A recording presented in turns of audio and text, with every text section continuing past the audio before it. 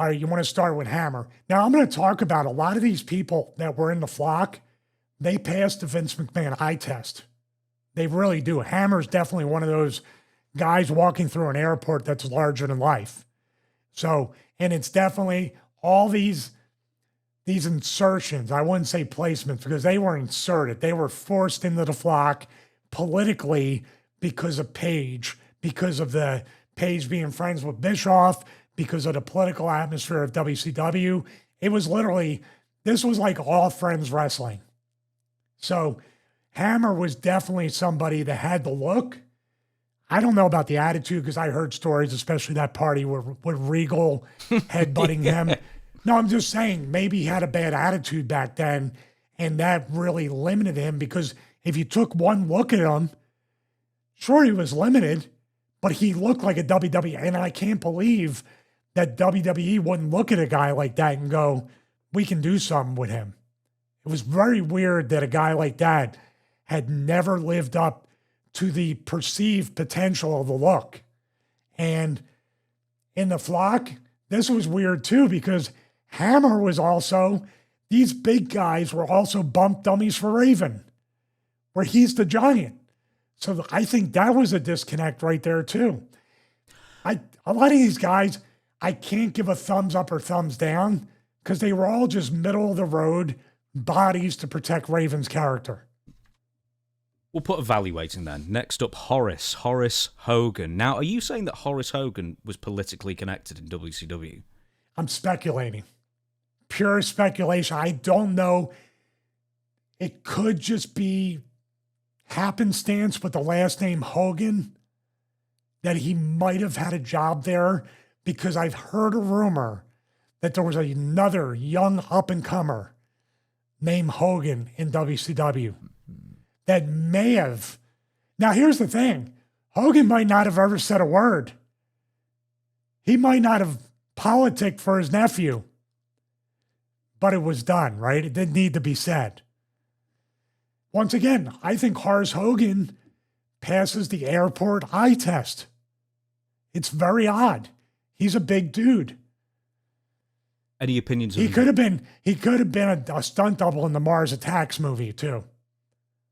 With that head. Yes, he has got quite a cranium on him. That is absolutely sure. I said this in a video that hasn't come out yet. I said the only thing that... Yes. I just had to say this. I believe, knowing Raven, and it may have been said, and it's very, very plausible, this was a way to get in the good graces of Hogan. Ooh.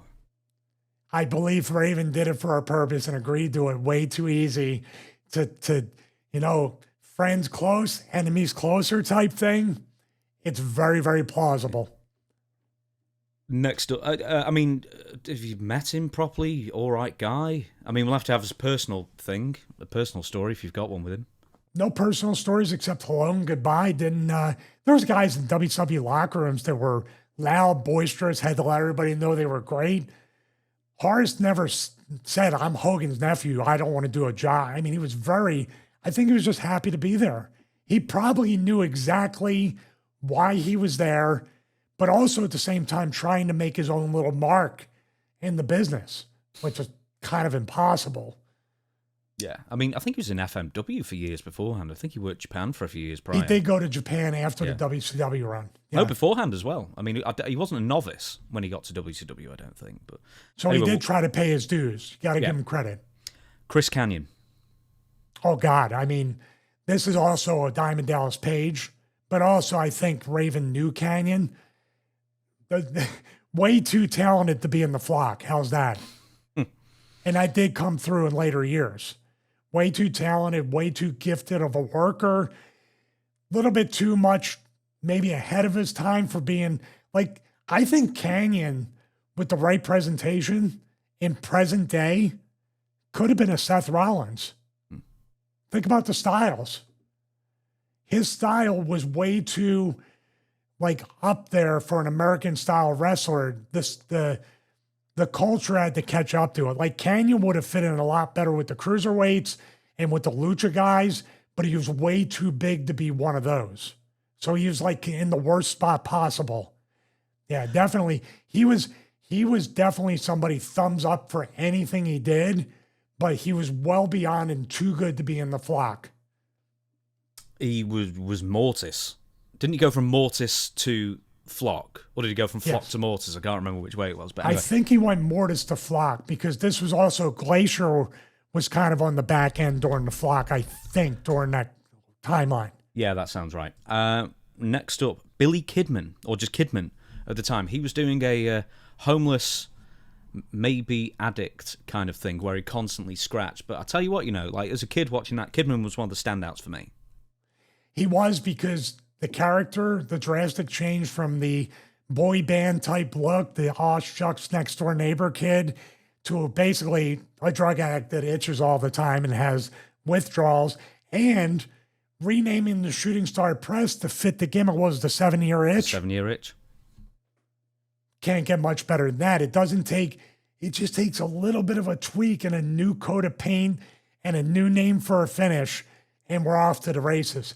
But I dare say Kidman being in the Flock should have been a temporary thing, and then he went off on his own, because I think Kidman's right there with Canyon. Way too good to be a bump dummy for Raven. Lodi, who would, I guess, steal your gimmick of holding signs up. The best fit. The Lodi was the best upgrade from a dancing Stevie Lackey. The best accessory for Raven. Lodi was probably the standout that made the most amount of sense, and for his limited ability at the time to just bump and be a roadblock for Raven. So he was the best one out of the bunch. Reese, aka Ron Reese. Didn't Jim Cornette say one time about this, like 7'2" guy that couldn't get over, as he described it? There was an analogy he used, like, you can't get the 7'2" giant over. You know what I mean? Like, he was another guy that just bumped. Like, I could see like Reese and Goldberg having a little bit of an angle or a program during that time, but basically he fed in during the U.S. title match, took the jackhammer, and he was it. I mean, he's most famous, and I heard he's an incredibly nice guy, so nothing personal. His claim to fame is him and the Giant humping Hulk Hogan at the end of Nitro. Mm-hmm. The Yeti. And then wasn't he like Super Giant Ninja at one point with Sonny Ono? Very briefly, yeah. I believe so. So, what do you think that's not Reese's fault. That's a creative decision. That's creative suicide right there. Oops, don't flag us. What do you think of him in the Flock then? Because as you said, Raven was the Giant in the Flock. But then you've got an actual Giant who they never used. I mean, if you can't, Van Halen, now you have two Giants in the Flock taking bumps for the small guy. No, not a fit. I mean, and that's for Reese's benefit and the Flock's benefit as well. Scotty Riggs, or at this time, Riggs. Get me Riggs. You know the film. No, I don't. Oh, Sorry. You don't? Lethal Weapon. Oh, that's right. The South African diplomatic immunity. Diplomatic immunity, yeah. So I'm just looking around to see if I'm standing on plastic. Remember that? Of course I do. Riggs then, he had one eye. So he was a freak like all the others, and that's why he joined. Well, I think him and Kidman would have made a hell of a tag team. From going from that and being teamed up, they are the most traumatic changes in gimmicks, from American males like this to just sullen eye patch Scotty Riggs. I think Riggs was a great fit, but also in a way too good for the Flock. This is where, in hindsight, the rehash of the Nest to the Flock, nobody wanted it, but everybody became a part of it. Like the guy who was bringing in the recruit people didn't want the Flock, but he kept going to recruit people for the Flock. Perry Saturn, the man who doesn't agree with you on anything. I think he was a great fit. Do you know, in all seriousness, I thought Perry was great in it. I really enjoyed Perry. Him and Perry became very good friends and very tight. So it translated on TV. And Perry got over. Perry got over with that gimmick. It was awesome. He did, though. I can never tell if you're being facetious at this point, doing the opposite. No, I'm saying it. I just want to disagree with you, but Perry got himself over. Perry had a great look to him. Perry could work. Rings of Saturn, all that stuff was awesome, you know? And he and Raven, I could see being that once again, being pushed out, and that's fine, you know? And the last one on this list, Sick Boy. I could never get a read on Sick Boy, but once again, Sick Boy, Hammer, and Reese, physically or whatever, they could be different heights and everything, but you essentially look like three of the same character. The same jeans, flannel around the waist, sullen look, deadpan. How many of the same can you have in the group? I never seen much of an improvement with him throughout the entire time that we were there. I know he had something after the flock, but just nothing, never translated. So Raven, for you whatever were a reason, little bit harsher on him than I was. Yeah, in the scripts, Patreon only. For whatever reason, Raven handpicked Sick Boy. Like, the only people he handpicked was Sick Boy and Saturn. Saturn makes sense. Sick Boy, basically someone he wanted, somebody that nobody had ever seen before, or would see since, I guess, as well in that sense. But like Sick Boy was not ready at all for this. And I don't. Once again, you said the same thing. He never improved in WCW, but he was one of the two people that Raven really, handpicked for his group, and everybody else was foisted upon him, including Riggs, whether you believe Raven or you don't believe Raven. I guess in that interview that I saw, as well. What do you think? Let me ask you this. Yes. Let me ask you this, because I have a theory, speculation. Raven's not immune to be the only worker in wrestling or only person in the world, corporate America. Going out to a bar, that, if you're a guy trying to meet a girl or girls trying to meet a guy, what do you always want to do when you're in a group of people? Be the most attractive one. You want to stand out. You want to be the best of the group. He actively picked people that he knew, even Perry, could not touch his ability, could not be a threat to him. Does that make sense? Mm-hmm. Even if they tried. All these people could improve 1,000%, but Raven is just that good that he can always rise above them. And I'm not saying I could, but also none of those people except for Perry, who was actually his friend, ever challenged what he put out there except for me. I'm going to ask you one final question on the flock before I give you this. So Raven didn't want Ron Reese because he'd already worked with Hulk Hogan, and he didn't want Billy Kidman because he was a pain to deal with. This is coming from Raven. And Kidman didn't respect the hierarchy, quote unquote.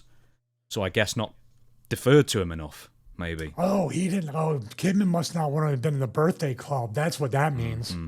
Next week. Next week, that will be explained. Diamond Dallas Page forced Raven to take Van Hammer, and that's according to Raven.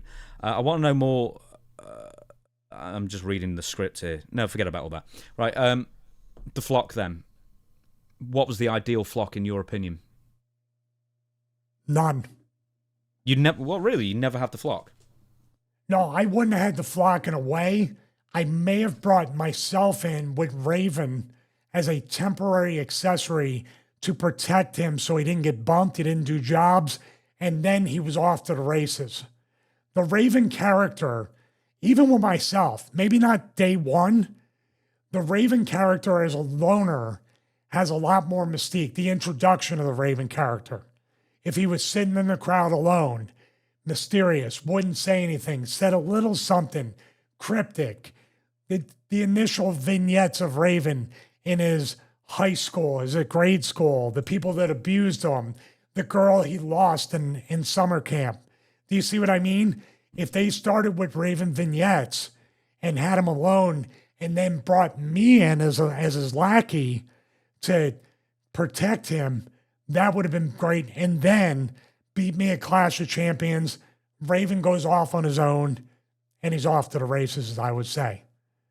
Okay, one more follow-up then, because this is interesting. Why is Raven always trying to build a group around himself, or usually trying to build a group around himself? Because you have the Nest, you have the Flock, you had Deadpool briefly in WCW before Raven left, because that was Insane Clown Posse and Vampiro, I think.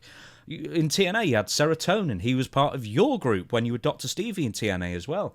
And other group, he's constantly trying to get people around him, I guess, apart from in TNA, when he was then your subordinate when you were Dr. Stevie, because you had the, more steam going. I still took more bumps than him. Yes, absolutely. Saying that, and you said, well, the best thing for the Raven character would be to be a complete loner. So why has he always got people around him? So other people can bump for him. That'll be it. So he can protect his body as much as possible. He loves the dog and pony show type stuff. He actually does love the comedy. It's just with me and him, there were so many differences that it melded together so well. Opposites attract. There's nothing more opposite than when you saw with those two gimmicks together. But from a political nature, he takes less bumps, he doesn't do jobs, and he keeps himself over.